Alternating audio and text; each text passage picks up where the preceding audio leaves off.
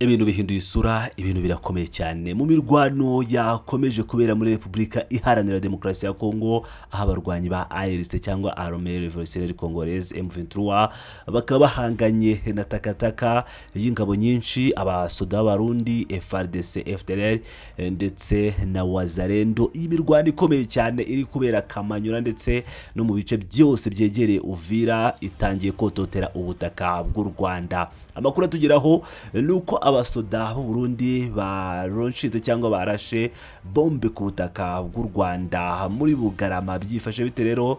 Reka tubagezeho uko imirwano ihagaze kugeza izi saha, aho turakomeza kubagezaho updates ku rugamba, uko ibintu byifashe muri Kivu y'Amajyepfo, aho M23 ikomeje guhanganira na FARDC M23 ndetse n'abayifasha. Mu gutangira turabanza tubagezeho amakuru mashya tugejejweho mu kanya gato na perezida wa M23, akaba na wundi ari Bisimwa, aho yavuze ko imirwano ikomeje kubera mu burasirazuba bwa Repubulika ya Demokarasi ya Kongo ihitanye benshi mu baturage muri Kaziba b'inzirakarengane batitwaje intwaro, aho yavuze ko iyi mirwano tangijwe na FARDC ndetse n'abasoda b'u Burundi aribo FDNB mu bisasu bateye ku basivile mu ngo zabo muri Kaziba, byishe abaturage b'inzirakarengane barimo witwa Buhendwa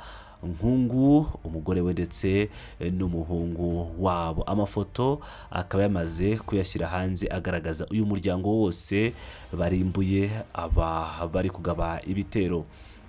Dukomeje ku mirwano uko ihagaze kugeza aka kanya, ni ukuvuga ko mu bice bitandukanye by'intara ya Kivu y'Amajyepfo imirwano irakomeje. Impande zombi zikaba zaramutse zihanganiye mu bice bitandukanye by'iriya ntara nyuma y'indi mirwano ikomeye yazisakiranyije ku wa mbere tariki ya mbere Ukuboza 2025 nko mu masaa moya z'igitondo. Impande zombi zarimo zirwanira agace ka Katogota kugeza ubu kakigenzurwa na AFC M23, bitandukanye n'amakuru yakunze gukwirakwizwa ku mbuga nkoranyambaga avuga ko FARDC n'abayifasha ku rugamba bakigaruriye. Mbibuze ko mu banyamakuru bakomeje kugenda basakaza ibinyoma harimo Daniel Micombero, aho akomeje kugemuzwa ku bijyanye n'amakuru ari kuvugwa ku rugamba. Muri aya masaha rero kandi imirwano yarimo, ubwo turavuga mu masaa moya z'igitondo, imirwano yarimo ijya mbere muri sheferi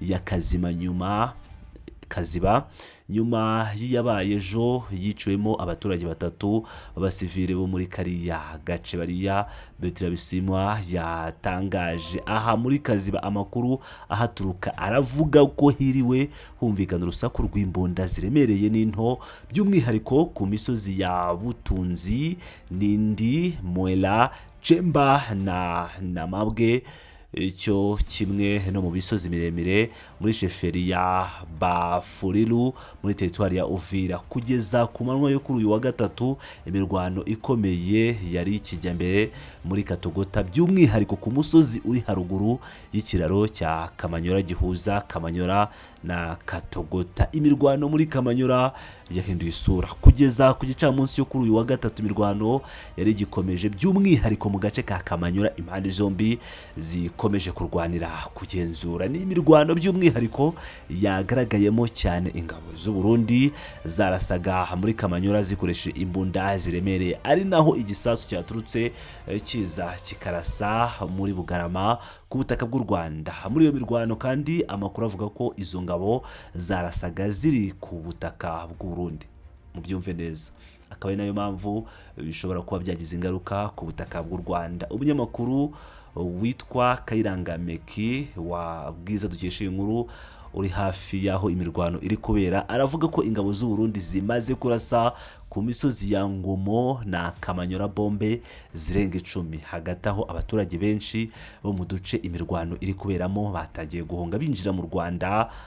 Muri Bugarama niho binjiriye, aho ni mu karere ka Rusizi. Andi makuru avuga ko inzego z'umutekano z'u Rwanda ziryamiye amajanja mu rwego rwo kwirinda ko imirwano iri kubera hafi y'umupaka yakwinjira ku butaka bw'u Rwanda. Ariko ngira ngo nk'uko mubyumvira rero, igisasu cya mbere cyamaze kugera ku butaka bw'u Rwanda, aho abasoda b'u Burundi barashe igisasu kikarasa muri Bugarama. Aya makuru akaba ariyo akomeje kugenda acaracara ku mbuga nkoranyambaga ndetse n'ibitangazamakuru bigiye bitandukanye, aho ibintu bikomeje gukomera. Imirwano mu gihe iri kuba, abaperezida yaba Tshisekedi yamaze gusesekara muri Leta Zunze Ubumwe za Amerika, amadrapo ya Repubulika ya Demokarasi ya Kongo na Leta Zunze Ubumwe za Amerika yarari aho yakiriwe ku kibuga cy'indege i Washington DC, ariko n'umugore we ndetse na delegation ya Repubulika Iharanira Demokarasi ya Kongo. Perezida Paul Kagame nawe rero akaba yasesekaye ku kibuga cy'indege i Washington DC nk'uko twabibagejejeho, aho bose bagiye gushyira umukono ku masezerano. Abantu bakaba bakomeje kwibaza bati ese biraza kurangira bite ko imirwano ikomeje mu burasirazuba bwa Repubulika ya Demokarasi ya Kongo, ko ibintu bikomeje guhindura isura, ko nk'uko bigaragara Bisimwa mu kanya gato ashyize hanze video igaragaza abaturage bari kugirwaho ingaruka n'iyi mirwano ikomeje kubera muri ibi bice, aho hari abari gufatwa bakaba bigaragara ko bakomeretse mu buryo budasanzwe kubera ibi bisasu biri guturuka ku butaka bw'u Burundi. Ni amavideo ateye ubwo bari kujya hanze tudashobora gushyira ku rubuga rwa YouTube kuko ntibyemewe, ndetse byatugiraho ingaruka zikomeye cyane kuko ni amavideo ateye ubwoba.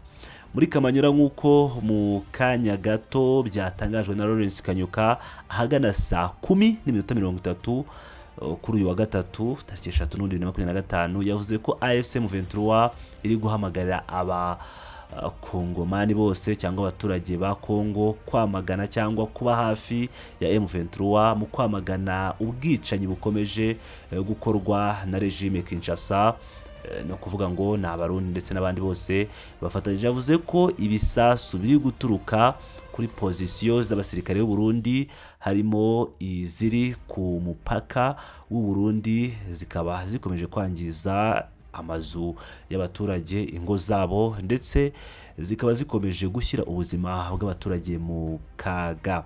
Yavuze ko rero ibi byose biri kuba mu bice bituwe cyane, by'umwihariko muri Kamanyura. Nk'uko yabitangaje rero, ku butaka ngo hakomeje kugaragaza ingaruka zikomeye cyane z'ibitero by'intwaro ziremereye bikomeje kubera ku butaka, biri guterwa by'umwihariko n'abasirikare b'u Burundi ndetse na FARDC. Yavuze ko barakomeza kurwana no kurinda abaturage ndetse no kurinda ko ibi biri kuba byakomeza kuba ku baturage, by'umwihariko abari mu bice bigenzurwa na AFC M23 ndetse n'ibindi bice byose abakongomani batuyemo. Kinyamwuga rero nk'uko bakunze kubitangaza, barakoresha uburyo bwa kinyamwuga batabare abaturage. Ngira ngo rero nk'uko mubyumvira, impande zose zikomeje kugenda zitangaza, by'umwihariko uruhande rwa AFC M23 akaba ari rwo rukomeje gutabaza ruvuga ko Abarundi barakaye cyane. Biraza kugenda bite rero i Washington DC ko ku munsi w'ejo twiteguye ko amahoro ashobora ku mpapuro ashobora gushyirwaho umukono, no kuvugana amasezerano ubundi ni amahoro yo mu mpapuro yakomeje kugenda bakuva mu myaka yashize, ariko uyu munsi ibintu bikaba bisa nkaho bigiye kujya ku murongo. Biraza kugenda bite rero, reka dutegereze tumenye ibava i Washington DC, ariko nanone mbagezaho amakuru ari kuvuga ku rugamba, mbagezaho updates zose ziri kuvuga ku rugamba, mumenya uko ibintu byifashe kugeza amaginga ya isaha ku yindi. Nakomeza kubagezaho live uko byifashe ku rugamba.